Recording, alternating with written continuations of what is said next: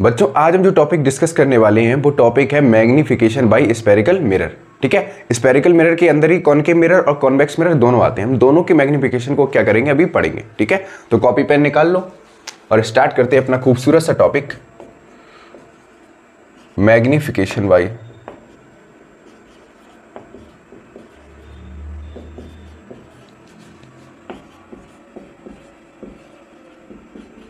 Spherical mirror.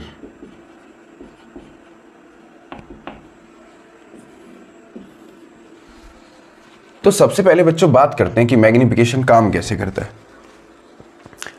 ठीक है, तो मैग्निफिकेशन को आप जानते हो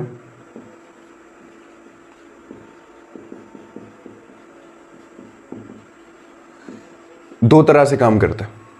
पहला, जब आप इमेज कैसी बनती है, real and inverted. Real and inverted किस केस में बनती है? कॉनकेव मिरर के केस में। पता है ना आपको, कॉनकेव मिरर के केस में। और कॉनकेव मिरर में जब रियल इन्वर्टेड बनेगी तो मैग्निफिकेशन कैसा होगा? नेगेटिव होगा। दूसरा आता है virtual and erect.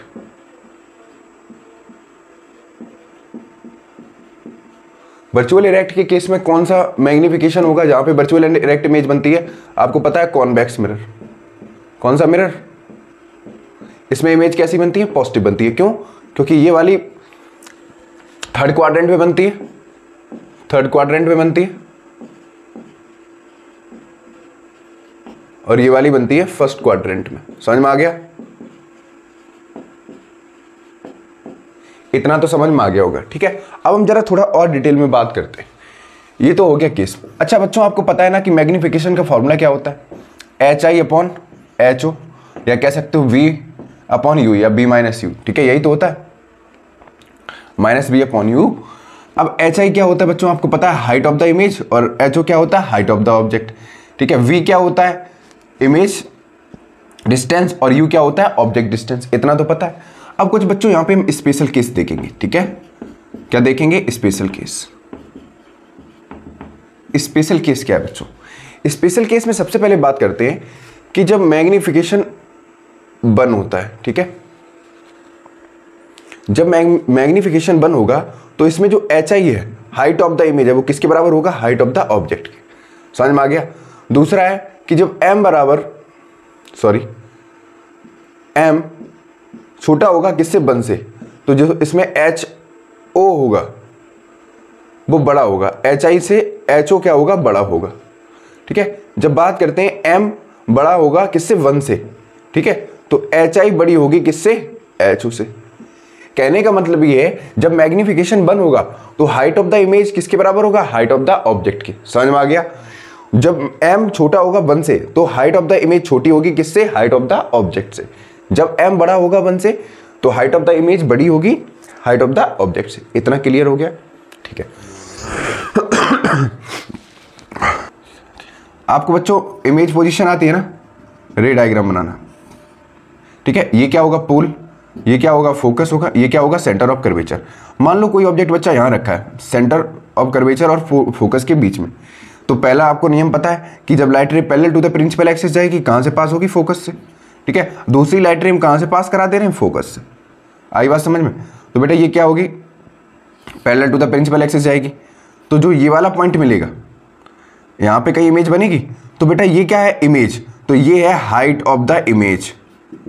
Height of the image जो कैसी है? डाउनवर्ड है। जब इमेज डाउनवर्ड होती है तो कैसे लेंगे? कंसीडर करेंगे उसको हम नेगेटिव। ठीक है, और ये क्या है? इसको नाम दे दो A, इसको नाम दे दो B। तो जो AB है ये क्या है? हमारा ऑब्जेक्ट यहां पे रखा है किसमें? C और F के बीच में। तो ये है हाइट ऑफ द ऑब्जेक्ट। समझ में आ गया? क्लियर हो गया? हम अपवर्ड जाएंगे तो पॉजिटिव होगा, डाउनवर्ड जाएंगे तो नेगेटिव होगा। और डाउनवर्ड में क्या बन रही है? रियल एंड इन्वर्टेड में इमेज बनती है, और अपवर्ड पे क्या रखता है? ऑब्जेक्ट होता है। इतनी बात समझ में आई? कोई तकलीफ यहां तक? तो ये सारे केसेस थे मैग्निफिकेशन बाय स्फेरिकल मिरर में। हमेशा याद रखना, चाहे कॉनकेव लेंस हो चाहे कॉन्वेक्स लेंस हो, जहां पे इमेज रियल इन्वर्टेड बनेगी वहां मैग्निफिकेशन नेगेटिव होगा, और जहां मैग्निफिकेशन वर्चुअल एंड डायरेक्ट है, मतलब इमेज वर्चुअल एंड डायरेक्ट है, तो वहां पे मैग्नीफिकेशन क्या होगा, पॉजिटिव होगा। इतना समझ में आ गया? कोई भी डाउट यहां तक?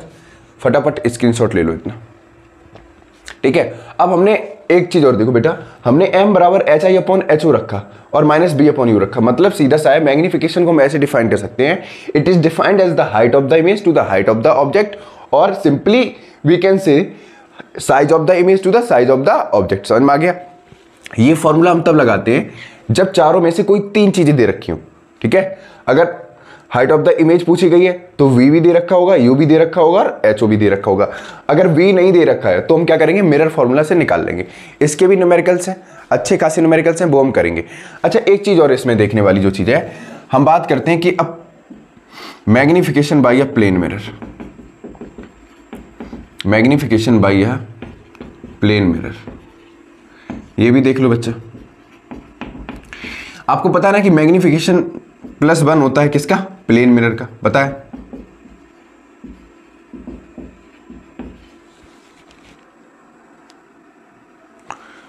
मैग्नीफिकेशन क्या होता है, +1 होता है। +1 का मतलब सीधा सा है कि इमेज कैसी बनेगी, वर्चुअल एंड इरेक्ट, सॉरी।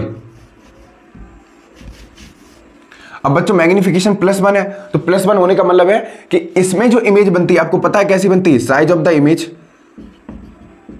किसके बराबर होती है, is equals to the size of the object.